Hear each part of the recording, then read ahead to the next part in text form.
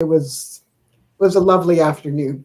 I mean, we were there from about 3:15 till 7:15. It was a Nice, very nice, long afternoon, nice. but that's okay. Welcome, everyone. How's everyone doing today on Terrific Tuesday? Of course, I am the coalition builder and founder of Bringing Humanity Together. I am Chris Berryman. Welcome to our Bringing Humanity Together live stream. This is one of three open forums under the Bringing Humanity Together umbrella where people can discuss topics related to the workplace, humanity in the workplace, in a very positive and constructive way.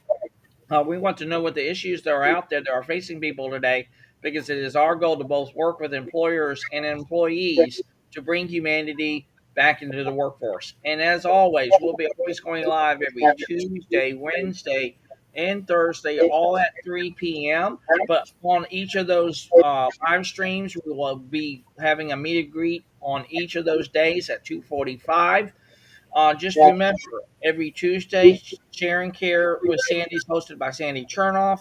I host Conversations for Humanity on Wednesdays, and Humanity Happy Hour is hosted by our great partner and friend, Carla Finnegan, on Thursdays. As you jump on, whether it be on LinkedIn Live or on YouTube, please feel free to comment, chat amongst our many moderators that we have here.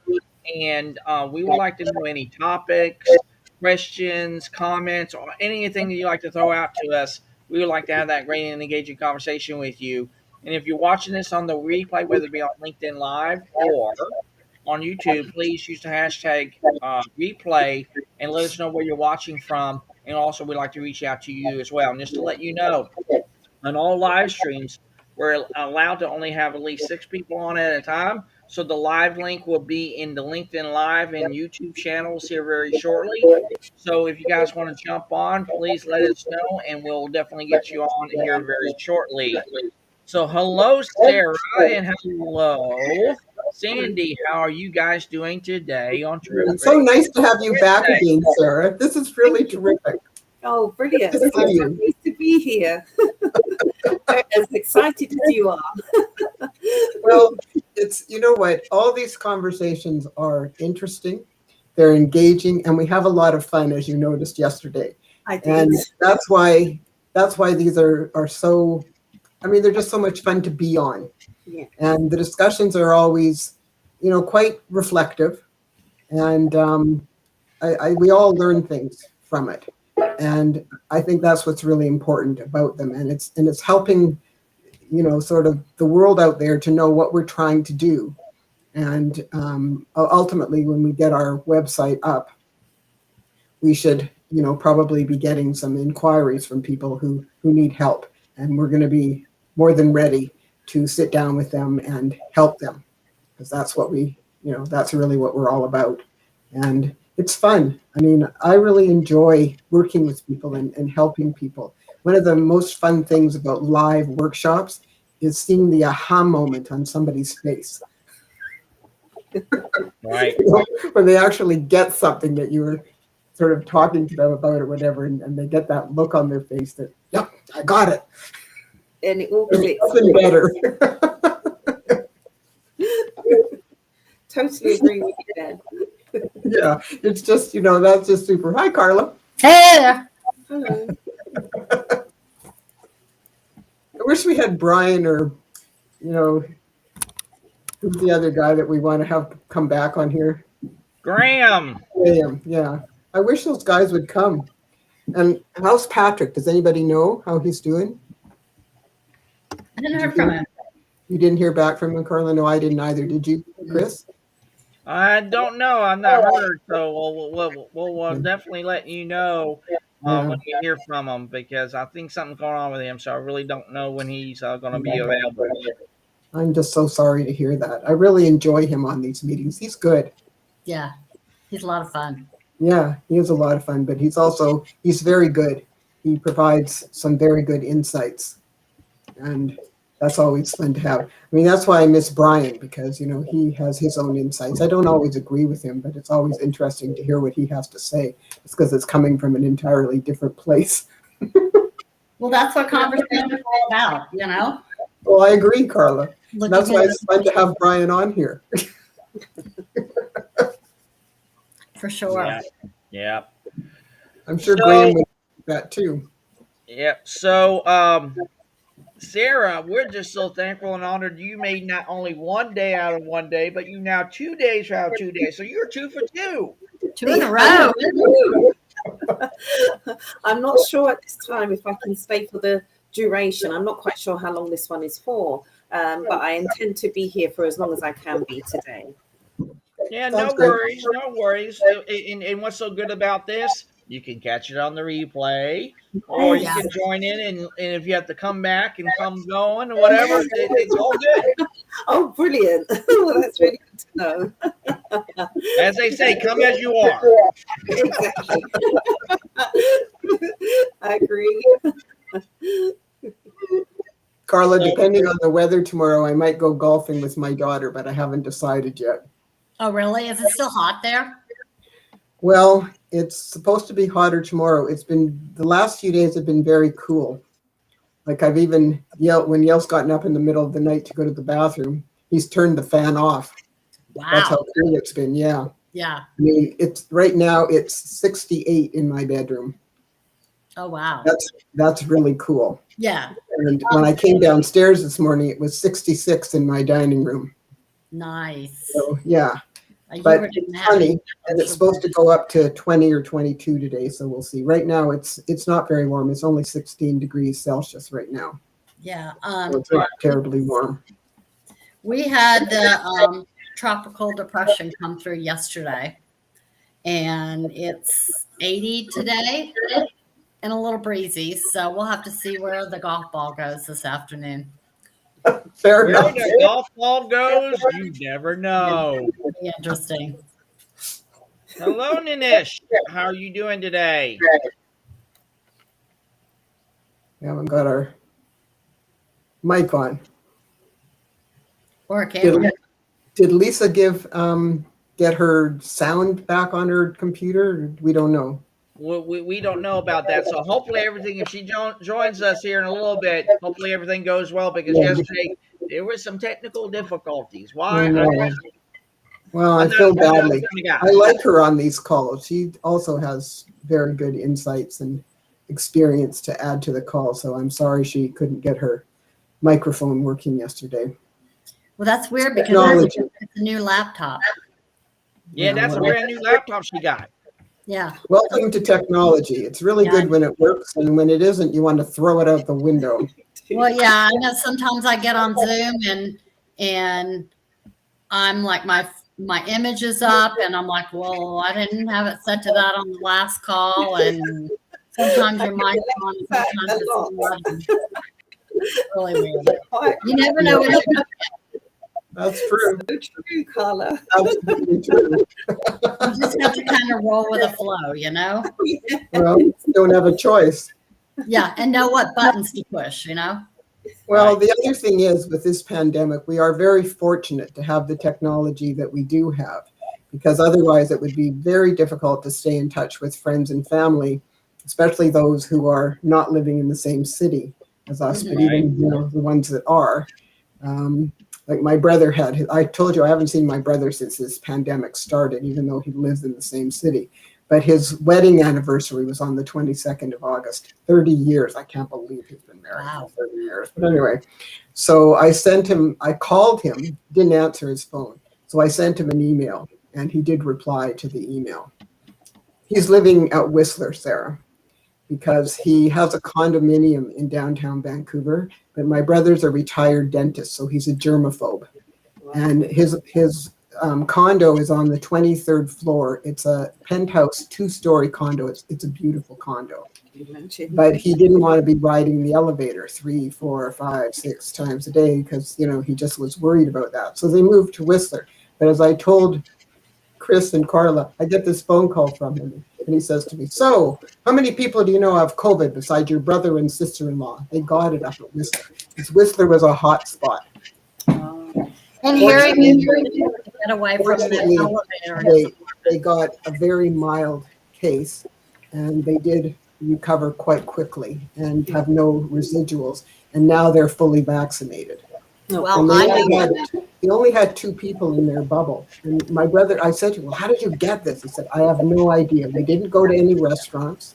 They were You don't only know. skiing, so they were outdoors. They did go to the grocery store a couple times, but Dave said everybody wore masks and everybody physically distanced. And so he just has no idea where they picked it up. Well, I know someone that had COVID before the vaccine came out, then got vaccinated, and now she's got COVID again.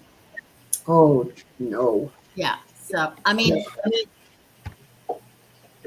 Well, now there's someone else saying that if you get it again and you have a breakthrough case, it's going to keep you out of the hospital. Well, nobody knows that.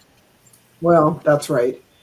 Yeah. I mean, I'm just thankful that they're both fully recovered and they don't seem to have any residuals from it. Yeah. I have Right. talked to him a few times since all this happened, but I haven't seen him because, he's far away. He did come into town when my cousin Jackie died because he was one of the pallbearers. So he did drive down for her funeral.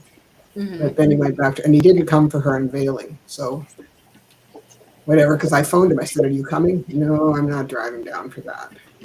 I spent 14 days with my husband back in November, and we didn't quarantine per se. It's just that we didn't go anywhere.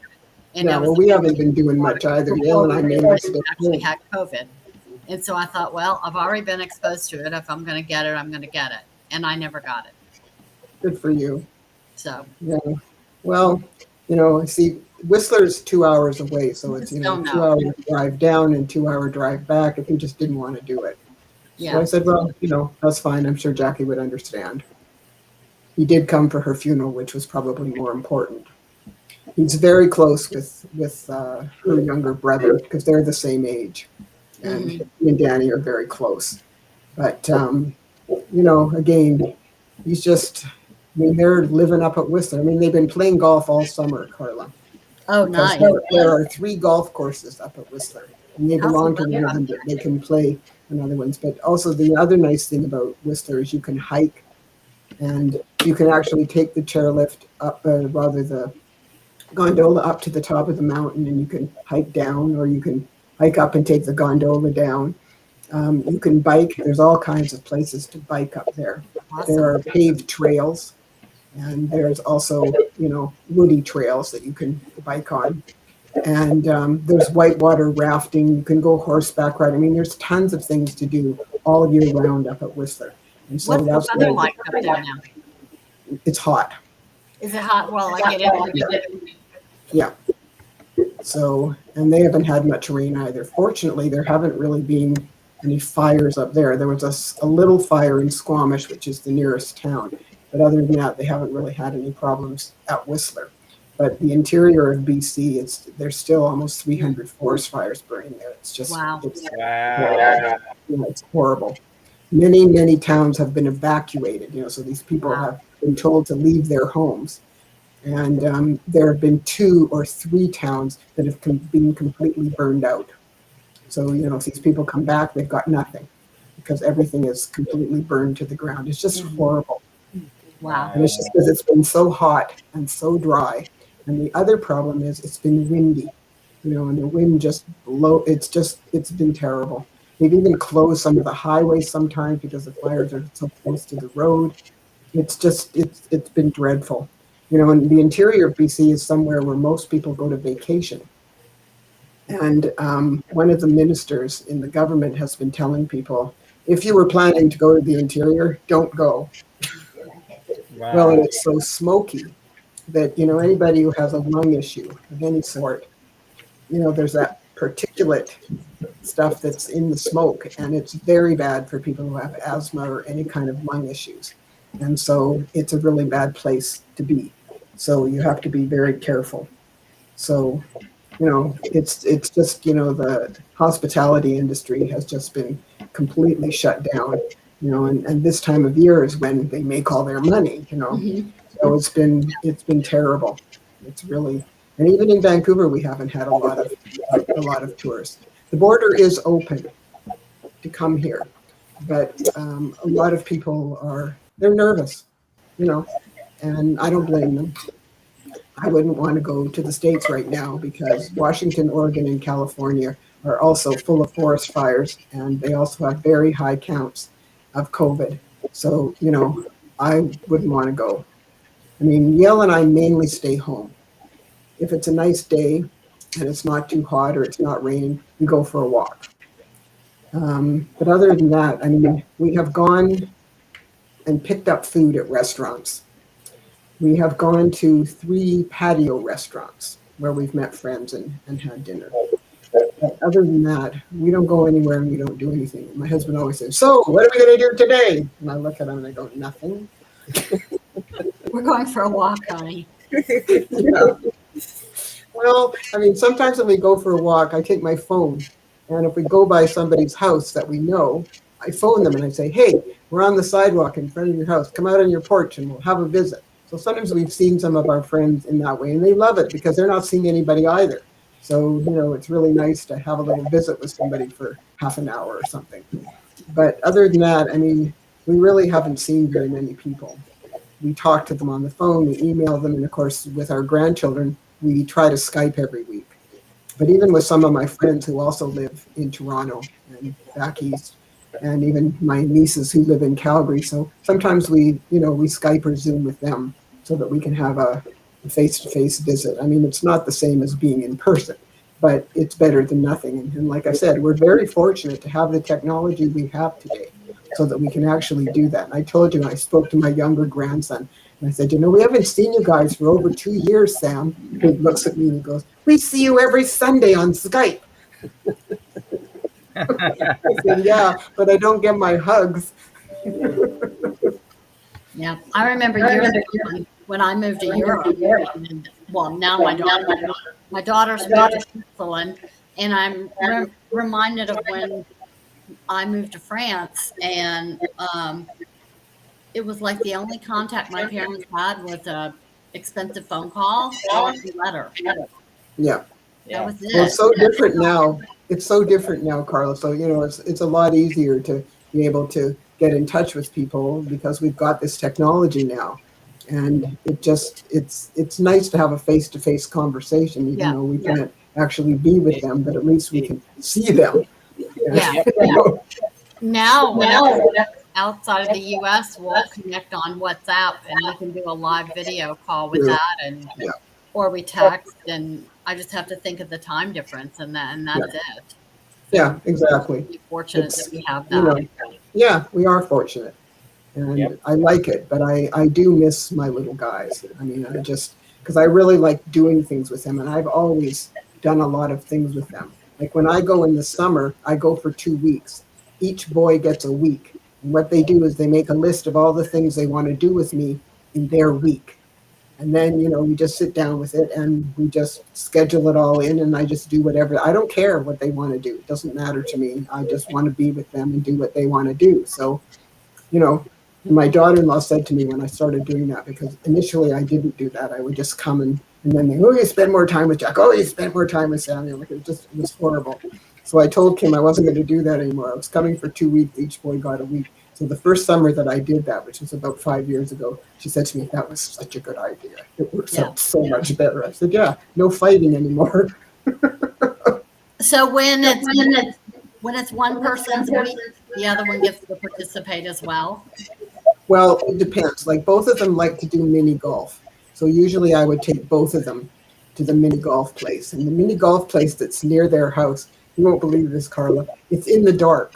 So everything is glow in the dark. The balls glow in the dark, and there's glow in the dark paint around the holes, and it's really funny. So the boys love it. They just think it's really cool. But anyway, putting? Yeah, just putting. So yeah. I mean, again, sometimes, usually what I do is if they want to go to a movie, so they like to go to different movies. So I will take them out for lunch, and then we go to a movie.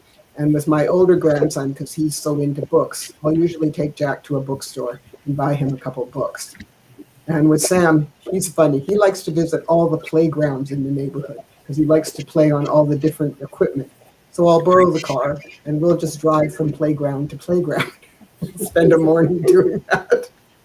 It's okay. Again, I don't care. Whatever they want to do, it just gives me an opportunity to spend time with them because we're so far away.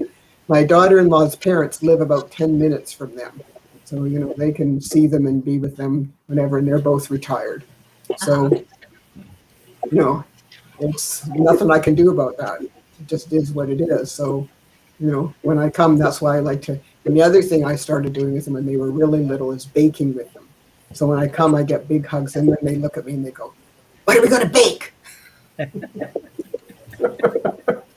So, we make muffins, we make brownies, we make, I don't care what they want to do. We just, and the little one is really funny. He likes to read cookbooks. So one time I came, he said, "I want to make muffins." I said, "Okay." His dad has a muffin cookbook. So we got out the muffin cookbook, and Sam's going through it, So what does he choose? He chooses lemon ginger muffins, the candied ginger. And I said, "God, Sam, that stuff's pretty hot." "Well, I want to try it," because he likes to try anything. So I said, "Okay, we'll go to the grocery store and we'll get some, and we'll see what you think." So I gave him a little piece. He goes, "This is good." I said, "Okay, so we'll make the muffins." Well, the only people who ate those muffins were Sam, me, and my son, because my daughter-in-law is very picky as an eater, and so is my older grandson. He's very, something he doesn't really know what it's going to taste like, he won't touch it. Mhm. Kim's gotten better, because when she used to come here and I would make something and she'd kind of look at it and I'd say, "Well, why don't you try a little?" So I'd put a little on her plate or put a little soup in a bowl, and I said, "If you try it, and if you don't like it, so leave it. And if you like, we'll give you some more." So one of the times I made a lentil soup, and she never had lentils in her life. So she said, "Do I have What to time try do you this?" eat I said, dinner, "Yeah." Sandy? I'll be over. Okay. So she tried it and she liked it. And she actually said to me, and Kim doesn't really cook much, she said, "Can I have the recipe?" And I said, "Sure." I couldn't believe it. It just blew me away. Well, after Jack was born, that's my first grandson, she started to cook a little bit. She'd never cooked. I don't think she's ever baked in her life. But you see, my son She's a is very, nutrition. no, it's my daughter who's the dietitian. Oh, your daughter. Okay. Okay. Kim has a master's in education. That's right. That's right. So when my brother, who's the baby of the family, grew up with three mothers, his biological mother and his two older sisters, who did everything for him. So he's friggin' useless. So I swore if I ever had a son, he was not going to be like my brother. So when Mark was little, I taught him how to cook and how to bake and how to do laundry. I even taught him how to iron shirts. I mean, how to clean. And he's very fussy. In fact, one of the families that adopted him was he was in university, which is the family of one of his good friends. She used to phone me, his mom, and she said, "I love it when Mark has friends over for dinner. My kitchen is cleaner than when he started." He's so good about cleaning up. And of course, the boys see their dad cooking and baking and doing laundry and cleaning and all this stuff. And so they help him. So he's actually a good role model for the boys to know that it's not just girls that do this stuff. There's nothing wrong with boys knowing how to take care of themselves. And the reason I taught Mark all this stuff is because I knew he went away to university. He was going to have to take care of himself. If you don't know what to do, my brother didn't go away to university. He lived at home. So You're not it's finding just, a girl that's going to want to do all that for you. Yeah. well, it's just, it's kind of interesting. Mark loves it. I mean, he actually thought for a while that he'd like to be a chef. He's not. He's got an honors degree in microbiome and biochem, and he, he does all kinds of tech stuff and whatever. I mean, he's very smart. And, but it's just, it's something that he loves to do. And he used to have dinner parties at my house when he was in high school. And it started costing me a fortune. So I took him aside and said, "I'm sorry, Mark. If you're going to keep doing this, you're going to have to charge your friends." He went, "What?" I said, "I'm sorry. This grocery bill is, it's costing me a fortune." So he did. He charged them for dinner. And you know what? They paid. Because it was so good, they wanted to come. I love it. Unbelievable. An entrepreneur at heart. That's awesome. It was kind of interesting. Well, I figured they would because they all had such a good time. And Mark would, he would, because he'll try anything. I mean, he likes to try different things. And so, and he's a terrific baker and a dessert maker, and he makes salads, he makes, soups, and any entree. I mean, he can do anything. He makes fish, he makes chicken, he makes, he does stuff with tofu. I mean, he's really, really good and really versatile. And so, he's kind of cool. And because of that, the boys, Jack, not so much, but Sam is very much like his dad. And Sam will eat anything. I mean, it's just, he loves to try stuff. He's so funny. And Jack is more picky like his mom. So Yeah. he's a little bit better now, and he does eat tofu, believe it or not. But they eat a lot of vegetables and a lot of fruit because that's what they've been given. Do you You cook, know, Chris? do you Say cook? that again. Do Do you you cook? cook? Do I cook?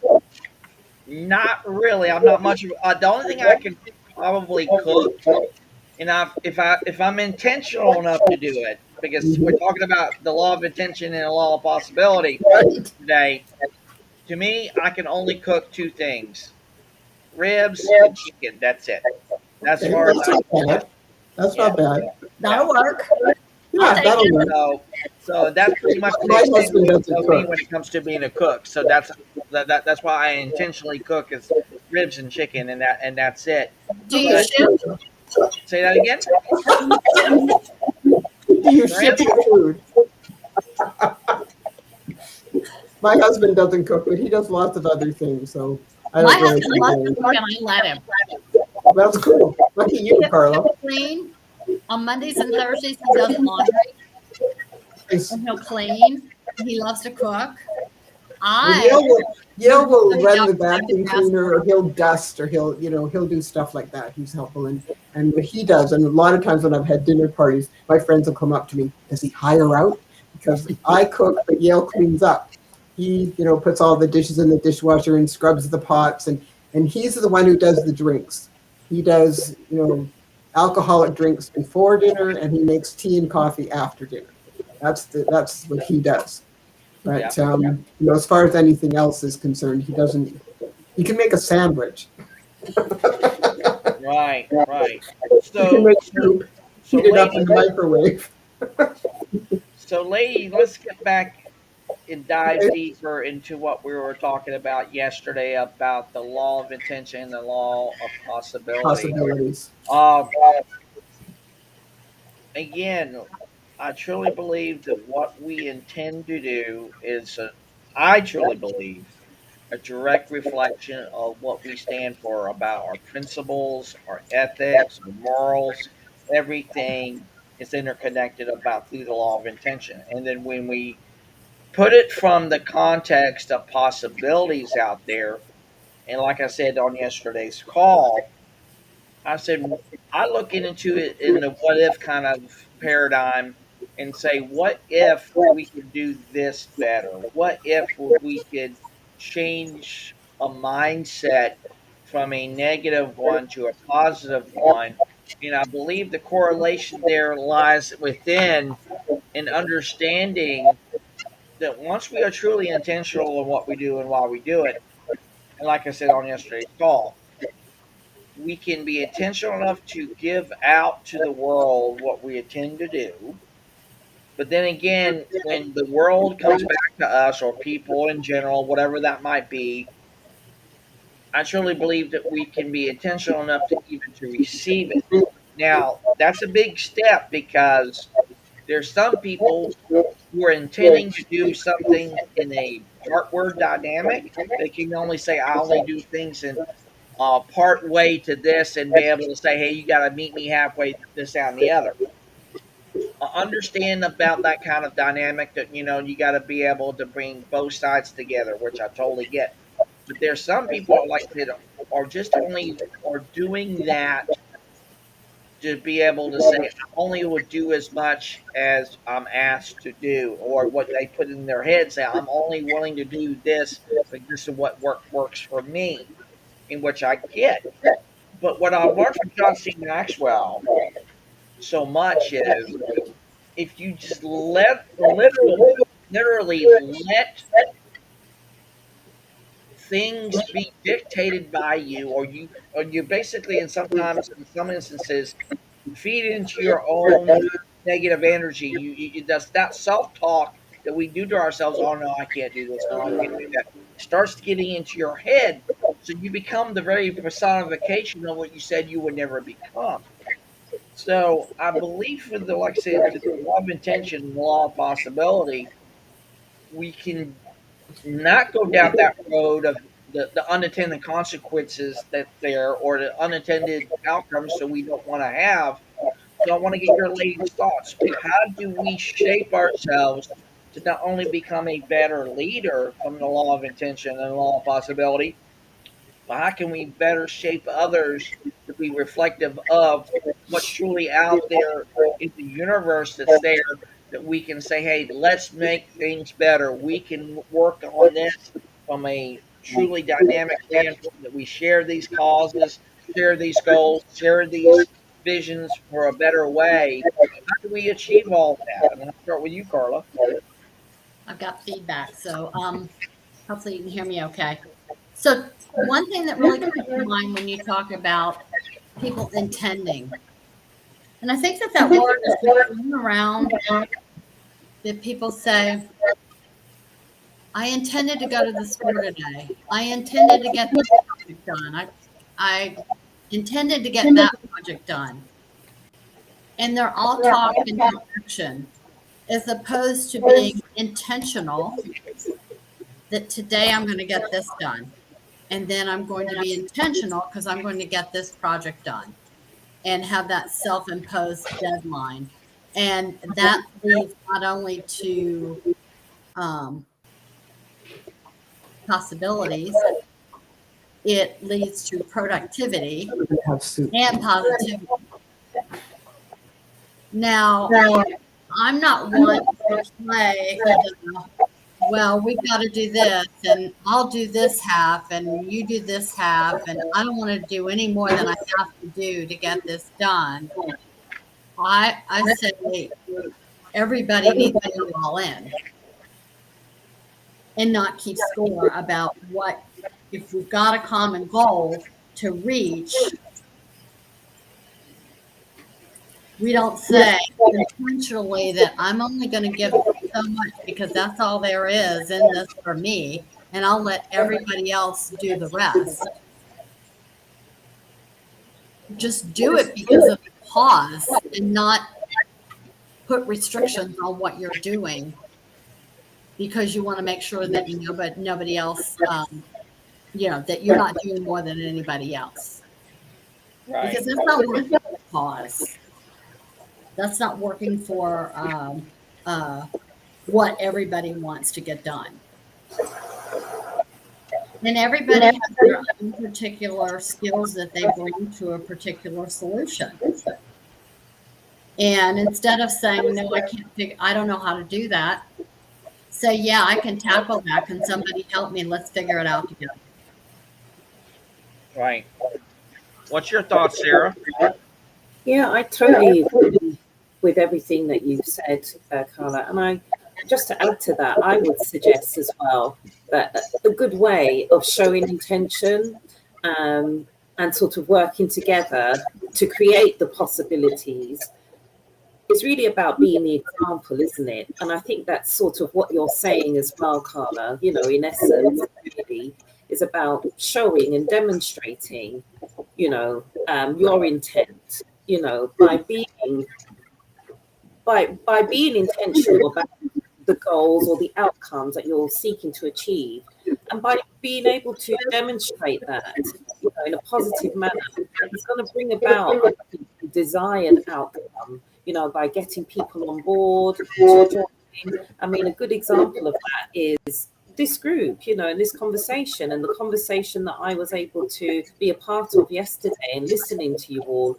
I mean, my take from that is that this was a group that I feel very aligned to. I feel very aligned to the cause just by listening to you as the example, and that's brought me along today. That's the intent that you have demonstrated, encouraged me to want to be a part, of what it is that you're building and what you're doing, and it's the same sort of thing that you in essence just said, Carla, that magnetism that you draw, from others, that want to be a part of this. Well, I don't think we should have to worry about, oh, am I showing that I'm being a leader? We should be a natural leader by the example that we set for everybody and how we step up to the plate, even if we don't know how to do a particular project. But hey, I'll partner with somebody if they could help me through this to make sure that it gets done not only in a timely manner, but also I get the opportunity to learn along the way. And, that shows leadership. I think everybody can be a leader without having a defined position. Right. I agree. Well, and sometimes on a team, Carla, depending on what we're doing, the leadership sort of passes along the table, because if somebody has more expertise in something that we're doing at the time, so then they become the leader at that moment for that part of the project, whatever it may be. So yeah, I agree with you. Anybody can be a leader. It's just a matter of how you demonstrate that leadership, if you will.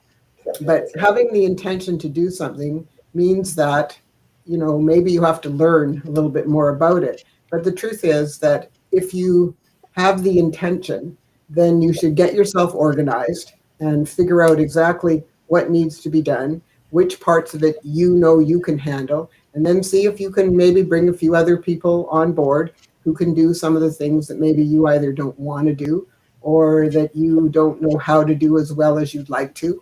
And that way, your project will get fulfilled. But it's just a matter of, if people procrastinate and put things off and don't start doing things, then it doesn't get done. But if you sit down and you figure out, step by step what needs to be done to get this taken care of, then there's no reason why it can't happen. But a lot of people don't do that. And that's the reason why they never get anything done. It's not that hard, but it's a matter of having some form of organization to do it. And, I think there are people who are organized get things done, because their intentions are probably stronger than other people who would sort of like to get something done, but they don't actually have strong motivation and really a strong intention to accomplish it. And you miss out. You're missing your possibilities and your opportunities when you sort of step back and don't really do anything. I mean, and again, you're missing opportunities to learn things, which is another way of growing yourself. And, I don't know why people don't want to do that. To me, it's very strange. But it's having that positive outlook and that positive intention of accomplishing something. And if you do, then there's no reason why you can't. I believe anybody who sets their mind to something can do it. It's just, it's just a matter of, have you decided you really want to do this? Because if it's all talk, then it doesn't matter. Nothing's going to happen. The talkers don't usually accomplish very much. It's the doers that accomplish things. Right. So you got to be a doer. Yep. It's called the difference between talk the talk or walk the walk. If you walk the walk, you're going to get things done. Right. Just, I like this, Chris. Well, see, in I've seen so many times now in how we're building out this community and organization, time again and time again. This rings so true. It is even now more powerful, I think, now to me than ever before, when you put it in relevance to intention and also possibilities, and you put those together. Again, Sir Richard Branson says this: if someone offers you an amazing opportunity and you're not sure that you can do it, say yes and learn how to do it later. I'm a firm believer in this, and this is the reason why. If you do from a standpoint of intentionality and then possibility, let's say Brian is on the call with us today, and his intention is to put his viewpoint onto us and say, "Hey, this is what I believe in about X, X, and X." Great, love it, Brian. I love that. His intent is to do that. Great, but what we do from that intention that's been out there and been given to us, not only is an invitation, number one, to connect and to engage. But number two, like you said before, Sandy, is have an opportunity to learn and to grow and to thrive. And the more I think about this, of what Sir Richard Branson just said, I truly believe that that's all of that. That's all encompassing, all interconnected. It's all woven together. But a lot of the times, again, I think the two most people who get in the way more than what we truly realize is number one, us. We get in our way far more than what we truly understand and know why we do what we do, because sometimes we just, again, that negative self talk or whatever, we self sabotage ourselves or whatever the case may be. But then number two, we let others literally dictate the road or path that we so wanted to go down on, and they tell us, "Oh no, Sarah, you can't do that. You can't be a best-selling author. No, you can't be able to do that." Sandy Chernoff, no, soft skills are not needed. We can't do that. No, and I truly believe the more that we literally get the get the will and the intestinal fortitude to say, hey, I choose my destiny. I choose the way forward. I choose. And again, to me, choice is the ultimate path to freedom. And I've learned that from Brian so well.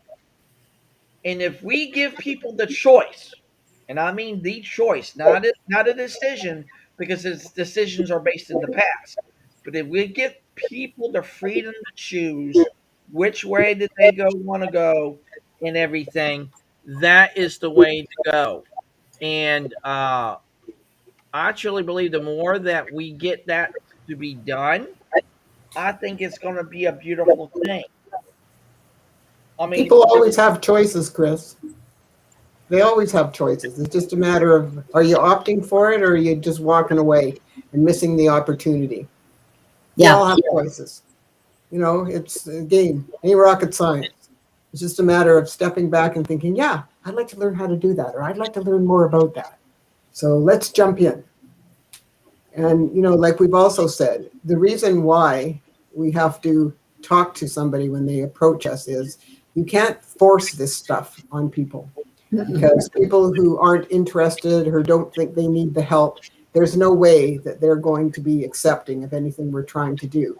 But the employees and the employers, the organizations that realize they have some issues, and that's why they're not being as successful as they could be, and we can certainly sit down with them and figure out how to help them in the very best way that we can, because we've got a lot of very good people in this organization who have incredible experience with different sorts of things.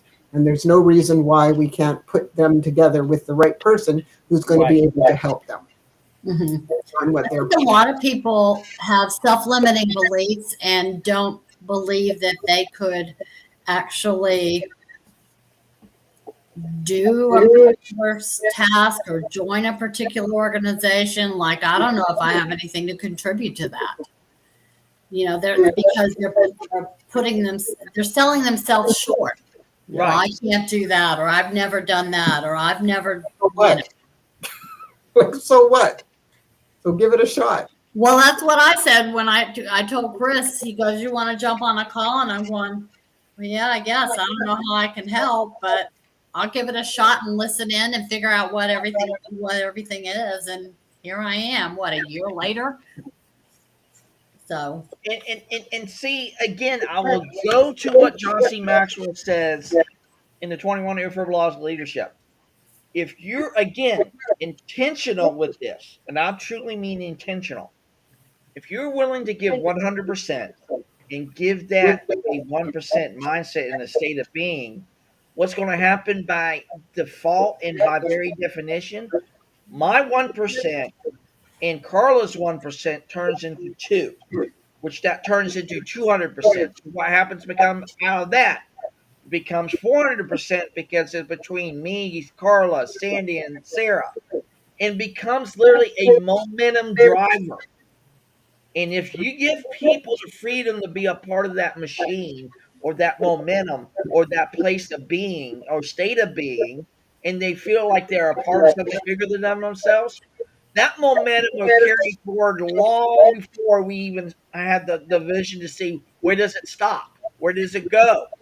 It will just keep going on and on. It's just like when you take a pebble and you throw it across a pond, you see the ripple effects that go out there. You may not see any more ripples, but underneath, it's still going with that momentum. It's still there. It's like what Carla just said about self-limiting beliefs. If we believe on the surface we cannot do what we said we cannot do, it stops dead in the tracks right there. Can't do it. If we allow ourselves to believe in the power of positivity, the power of possibility, the power of intent, and all that's interconnected and interwoven with that, the stuff that's on the outside that we say that we cannot do, it's going to be shed right off of us, and we're going to end up sharing that very gift in that force to others for a force of good and for a force for change to such an extent that momentum that's inside of us literally gets duplicated and replicated between Carla, Sandy, Sarah, Patrick, Lisa, you name it. It is there. So I should be late, and we'll see you here in a little bit, Sarah. Greatly appreciate you being on, and thank you for joining us again today. See you later. Soon. Thanks. Bye-bye. All right. Always good seeing you, Bye. Sarah. So take care. Yeah. Thank you. But like I said, I just truly believe, ladies, that is powerful. It is powerful, Chris. There's no question about it. But like Carla said, people put up self-limiting, whatevers. They put up blockades in front of themselves. Well, And I've they're done the ones it that to won't- myself. I've done it to myself on projects. And then when I said, okay, I am going to truly be intentional. I've got to get this done. I've got to get over the fear of the fact that I'm not going to be able to figure out. And I'm going to, pull in my resources and I'm going to get it done. And when I do it, I realized that it was a far easier project than I had built it up in my mind to be. And to me, that's where the expression, hey, if I can figure it out, anybody can figure it out. Right. And see, when it comes to intention, I think the bigger question is to ask, and I've already said it once before, but I'll say it again in context with this other thing I want to bring up. Are we intentional enough to receive what others are giving us? And if that's the case, that we are truly intentional, what are we willing to do to take what's been given to us? Are we willing to take whether it be information, knowledge, insights, whatever that is, are we willing to truly intake it to such an extent and see the benefits there after that? That's going to not only benefit me, it's going to benefit Carla, it's going to benefit Sandy, it's going to benefit Patrick, it's going to benefit Lisa, Chris, Michael, whoever else that would be. I truly believe those are the bigger questions that we need to ask ourselves and say, are we going to do that? I think the sheer nature of the fact that we're here says we're going to do it. Yeah, exactly, Carla. Because we'll figure it out. And between us, there's no reason why we can't figure it out. I mean, that's why, we're going to have these discussion interviews with prospects and discover what it is they are seeking. And once they give us the specifics, then we can figure out what elements have to go into the program to provide them with the specifics they're looking for. And if we can do that, they're going to be very happy. Well, it's like you say, Sandy, we solve people problems. And there aren't any, show me some people that don't have problems. Yeah, exactly. Not everybody has the same problem. That's why you have a discovery interview to figure out what their problems are, whether it be in soft skills, whether it be in health and wellness, to see whether, some people might want to lose weight. Some people may just want to eat healthier. Some people want better workout performance. It's a matter of what you want and designing things that are unique to them and their needs. Yeah, exactly. What we're going to do. And if you can do that, they're looking at a really good ROI. And if they get a good ROI, they're happy. I mean, that's why I get repeat business, because everything I do is very specific for that particular client, because I always sit down and try and together figure out what they need. And as I said, I sometimes send them documentation of some of the things that I can do and let them pick what they think is going to be most beneficial to their people. And then I put the program together and the syllabus. Now, Why would I You decide? have to be intentional to integrate the solutions that we are offering to them. Mm-hmm.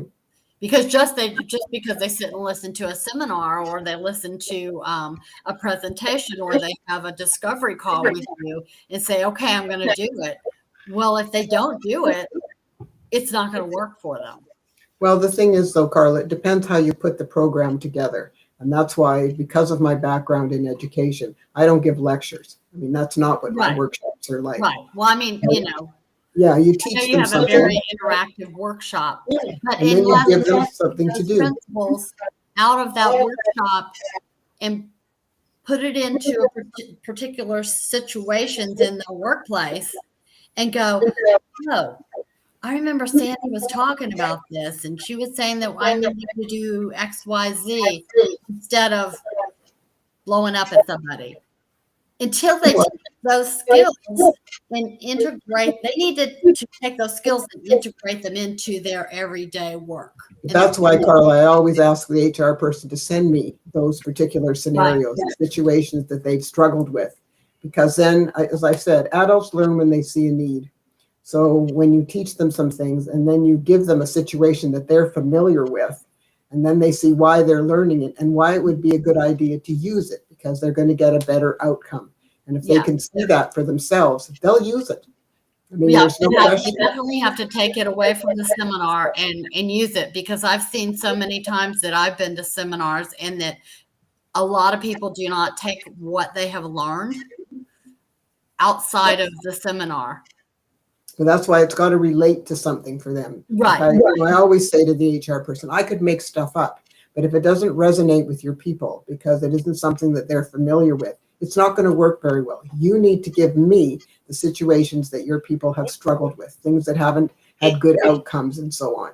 And then... And again, you ladies are absolutely right and spot on. What you're saying there is truly, truly amazing. Well, I even see it this way too as well. If you're willing and intentional enough to help every person in your organization, I truly believe if you are wanting to reach out to the heartbeat of humanity, whether you're in an organizational structure setting or in a community setting, whatever that might look like, number one, you have to listen to them. Give them the opportunity to share what's not working for them, what's not working well on the organization, what's not working well with a workflow, this, that, and the other, whatever that might be. It doesn't really matter. No. You just need to let people show you a way forward that can be a benefit to others. And when true leadership comes into place, and in which it will, when you let true leadership take hold and root in to not only a community, organizational structure setting, wherever that is, it doesn't really matter. But if you let true leadership start to reign through and thrive, those leaders are, number one, are not going to worry about themselves. They're going to worry about, how can I make this organization better? How can I get this community to where it needs to go? How can I be a servant to those? And it's literally taking yourself out of the mix and letting others say, hey, if I can be that person that can be a force for good and change in your life, and if I'm that guide within that, not only can those leaders be that, but what we do is, I truly believe, by very definition and default, we incentivize others to also be that guide with us. And if we create those and again, I've said this to many people many times, if we create better environments, we will get better results. So why not start on a right track to say, hey, I'm willing and going to be intentional enough to become a better leader, and this is how I'm going to do it. And you spell it out for people right front and center and say, hey, I'm going to be just as accountable to you as you to me, because we're all in this together. And the more you lay that framework out there for people to see, not only would they follow you, you get more people to not only come to your restaurant or business, whatever, they will feel that. It's palpable to them. Yeah. And that ROI, you just cannot put a price tag on. No. No. And it's, again, Chris, it's not that hard, but a lot of people just don't know how to do it. And so we can certainly provide them with the strategies and the approaches and the skills to be able to do that so that their business can thrive and their employees can be happier and work better and all those kinds of things. Again, it's, this is not rocket science. This is human stuff. And unfortunately, it's not taught very often. And that's really too bad. I really think most programs should have this kind of stuff in it because, again, name me an industry that doesn't have people. You got people, you're going to have issues because there are lots of difficult people out there. And the difficult people usually have had something bad happen to them. That's why they're wearing this difficult armor now. And it's a matter of finding out. Yeah, it's a matter of finding out what it is that bothers them, what the triggers are, so that we can handle them in a different way. And if you learn how to do that, I mean, you're not going to win with everybody. Some people just like to stay difficult. That's just, how it is. But most people, if we can gain their trust and build some rapport with them, we have a better chance of overcoming their difficult attitudes and, that armor that they're wearing. Their defensiveness.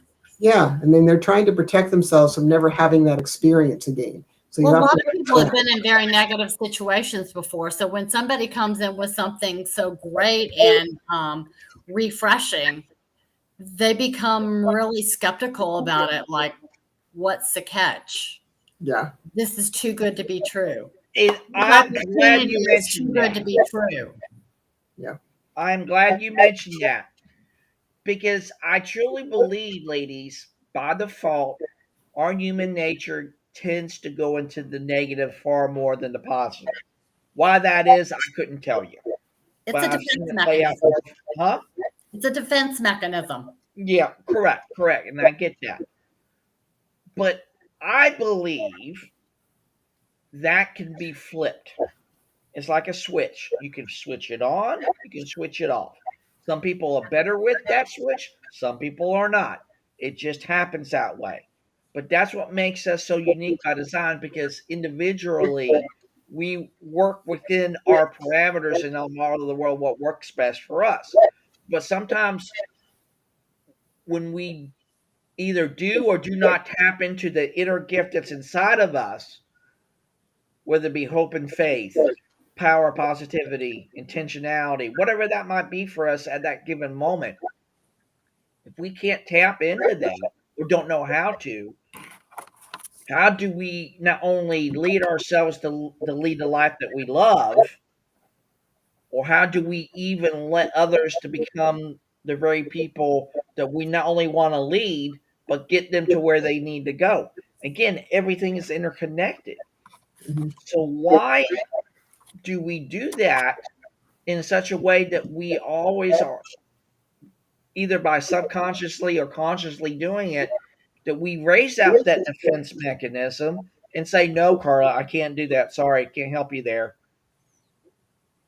I think the better response should be is, hey, I didn't think that could be achieved. Let's take a look into that. And the more you open yourself up to possibilities that way and frame it in a way that, like you said, Sandy, it has to resonate with them.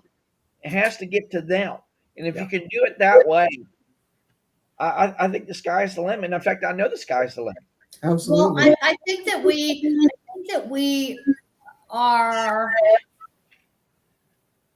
we're raised to be identified. But look at all the people that are entrepreneurs now that were doing something completely different from what they're doing now.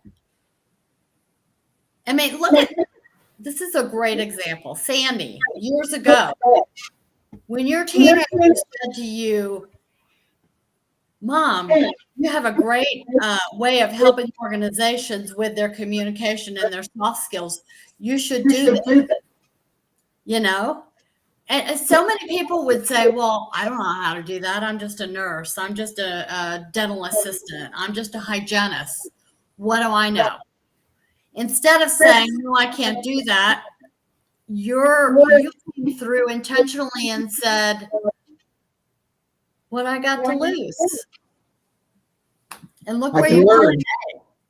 And I've learned a lot. I mean, and that's what it's all about. It's about taking an opportunity where you can learn something new, something different. And what's wrong with that? I mean, If it sparks an interest, do it. exactly. If you like to do crafts or you like to paint. And if you want to turn it into a business, you figure out, okay, what 2 or 3 steps do I need to do to turn this into a business? What do I need to do from this point into a bigger step? And I'm glad you brought that up, because for me, for many, many, many, many months, I was asking myself questions. Number one, I was always asking myself time and time and time again, and I'm thinking, I can't answer that. I don't know how. I can only answer myself so many times. Hello, I'm only one brain. But see, I've learned, and I was intentional enough to go outside of myself and say, if I don't know that answer, I need to go out and seek that out. So who do I need to reach out to? Carla, Sandy, Patrick, Lisa, Chris, Michael, Brian, Graham. And I have done that. And I've learned so much because I was willing to say, hey, no, I am not going to just keep on saying the same old thing over and over again, because what's that the very definition of? Is insanity. You keep doing the same thing over and over and you get a different result. You're expecting it, but it never comes to fruition. Hello, that doesn't happen. That is why, like I said, I just said, I got to stop doing that. I got to find that better way. I think a lot of people don't explore any passions or anything different. They say, oh, I'm just a nurse.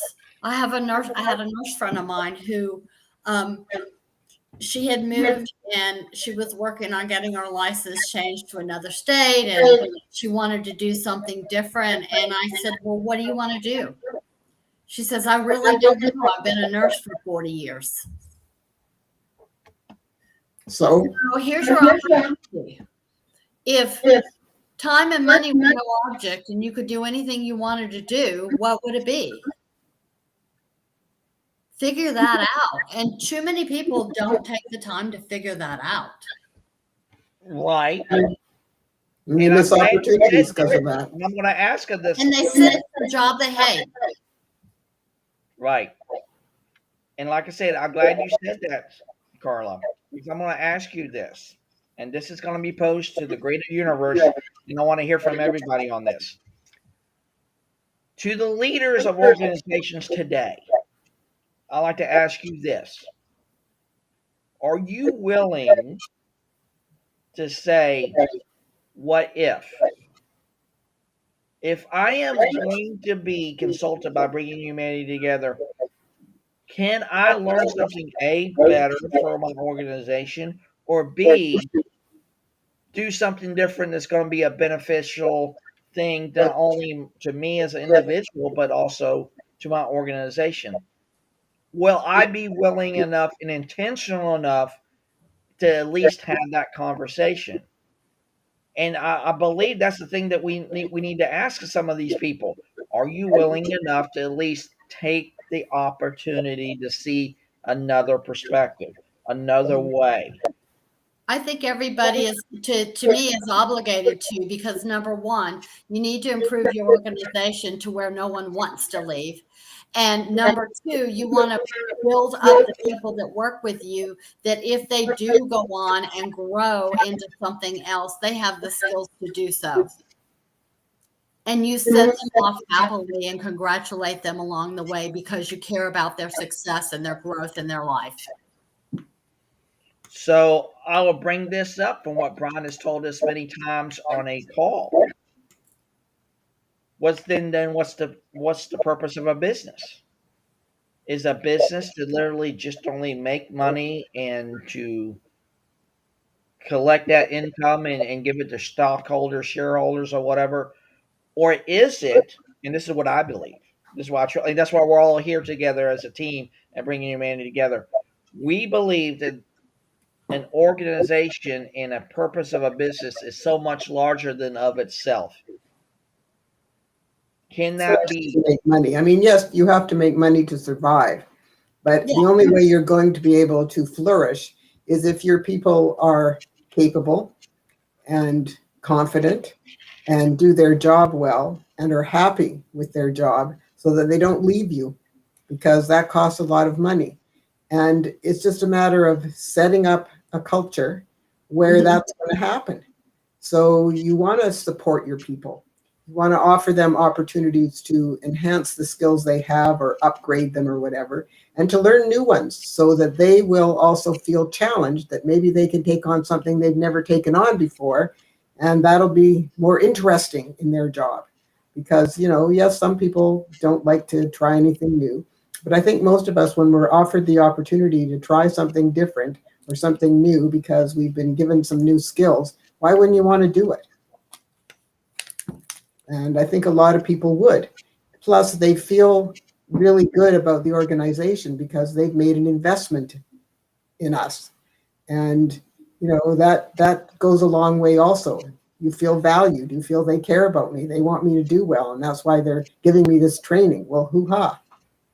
There's just so many things that an organization can do to make their employees better and to keep them happy. It's not that hard, but you have to have the budget for it. And in the end, you'll get it back, in 2, 3, 4, 5 times, because your organization is going to be so much more successful when people are more confident and more effective and more productive.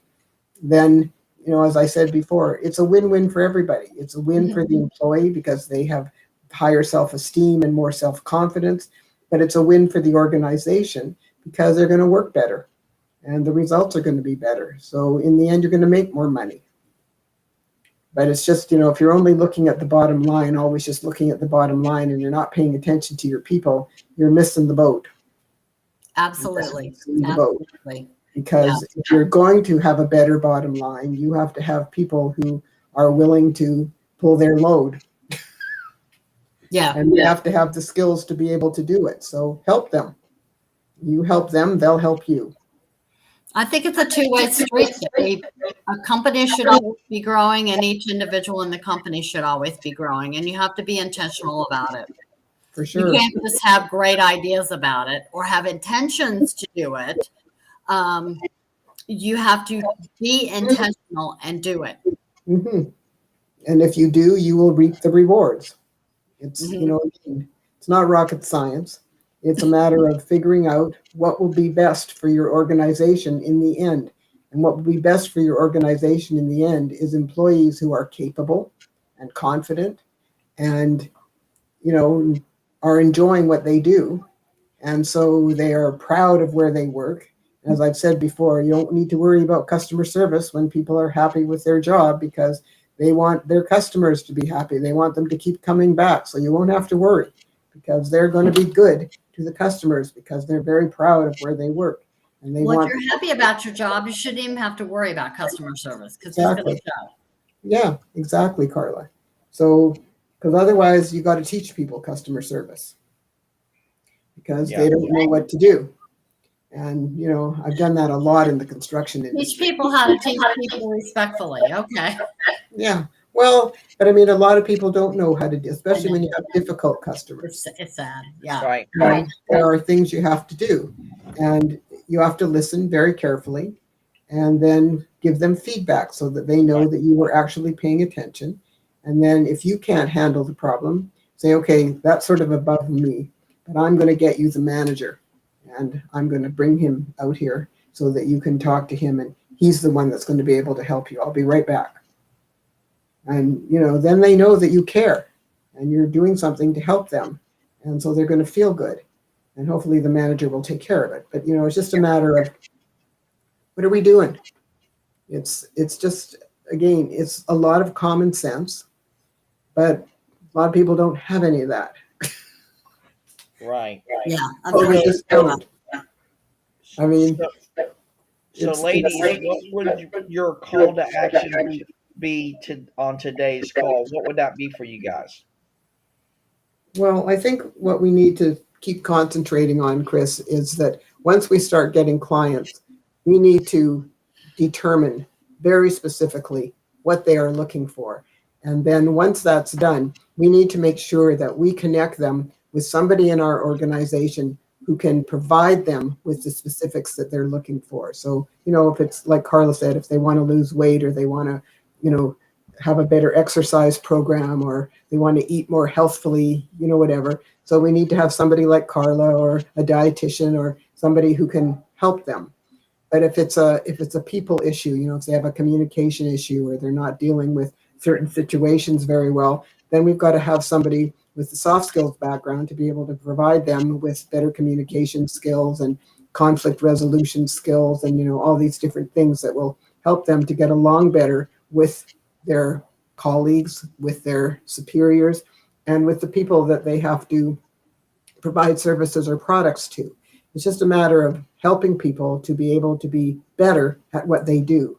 And that's why we have to know what the problems are. And that's why you often deal with HR, because HR usually knows everything that's going on with everybody, because they all come to HR. That's why I call them firefighters. They have so much on their plate. Again, as I said, there's no reason why Lisa couldn't put together a training program, because I'm sure she could. But it's very time consuming. And Carla and I know that, because putting those things together takes a lot of time. She doesn't have the time to do it. She's got so many other things on her plate. She does not have the time to put together training programs. And that's the reason why HR generally looks for an outside facilitator to bring into the company and to take care of what they need. But you have to have the conversation with them because they know what they need. And that's why you want to have that conversation with them to find out what they're actually looking for. And, again, they'll help you and they're very good at it. I've never had a problem with an HR manager. They've always been exceedingly helpful. And in the end, they're very happy. They usually come to the session. They want to see what's going on. What's a win for them? Yeah, of course it is, Carla, because, if the people, most of the people actually learn from it and start applying it, Mhm. then everybody wins. And, And they I have told less you, issues to contend with.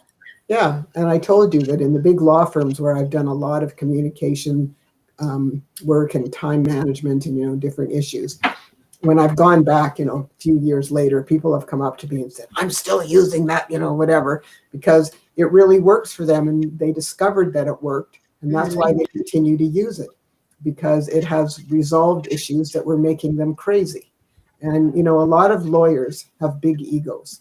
I mean, they really do. And a lot of them don't treat their staff very well. And what I explain to the lawyers is you're a team. And if you know that you have some difficult clients, then blaming things that aren't going right on your secretarial support staff is just wrong. You need to help them and deal with them appropriately and, be nice to your staff, because you can't get your work done without them. And if you yell at them and blame them and finger point and whatever, they're going to make more mistakes. And it's going to take you longer to get your documentation together. So you're defeating yourself. So don't do that. Help them, compliment them, thank them. Be Because appreciative. Yeah. they're doing the best they can for you. And you need to appreciate that, because you can't do this without them. Right. Because most lawyers don't do the documentation. That is done by the secretarial staff. But they need to know what's going on so that they can make the documentation appropriate for whatever the needs are of the client. Right. Carla? So, My call to action would be to just because you're a leader doesn't mean you don't stop growing. And everyone can be a leader and be working to be intentional on your growth every day. Great minds think alike. Because I was getting ready to say something along those lines. oh, You're there you reading go. my mind, Carla. I swear, you're reading my mind. My call to action is simply be intentional to not only do the right thing because it's the right thing to do, because you can't go wrong with right, be intentional for the opportunity to learn, to grow, and not only for you to thrive, but give other people the opportunity to grow and thrive too as well. Be open to that. Yeah. And if more often than not, that when you're open to that and you create that environment, again, I will say it again, create better environments, you'll get better results. And it's just that simple. If Yep. we just keep it simple for everybody, it's not that hard to get to where we want to go. Because True. if we don't make it hard, it's not going to be hard. But if we make it hard, we will have it hard. Yep. So it's about doing the right thing. So that will be my call to action. And ladies and gentlemen, a little announcement for everyone today. I actually will be live tomorrow 12 to 1 with Tiffany Warner from Moments of Clarity on her radio show tomorrow. So, what's going to happen for uh, Humanity Happy Hour tomorrow? Miss Carla will start the call and lead the call, and I will be on after the show airs tomorrow from, like I said, 12 to 1. So I'll probably be on about 20, 25 minutes after the fact because I got a lot of stuff going on tomorrow. Okay. So I'll be on that tomorrow. So if you want to know more about the radio program and how to jump on, please feel free to either go on to our LinkedIn business page and find out about it. And here's our LinkedIn business page, or follow me directly on my LinkedIn, and we'll get you that information. So there will be a call-in number, and also you can watch it live on LinkedIn Live, on YouTube, on their Twitter. So I'll be. This is my first radio appearance ever, so this is going to be unique to me.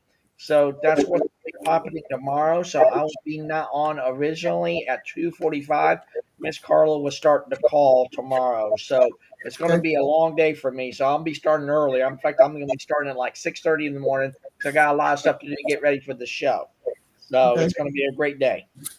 Well, I'll let you guys know whether I'm going to go golfing or whether I'm going to come on the call. I just haven't decided yet. Okay, maybe I'll just talk to myself for a while. It's just going to totally depend on temperatures. Don't leave me, Sandy. Don't leave me.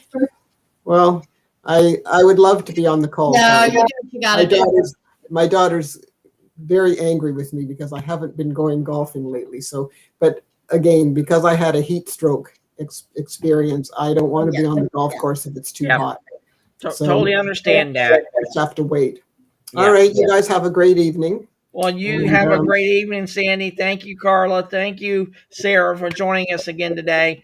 And we'll see you tomorrow for Humanity Happy Hour because I know it's going to be a grand slam because I have to tell you all the details of what happened to the show. It's going to be a great Okay. thing, too. So Sounds thank good. you, guys. Okay. All right.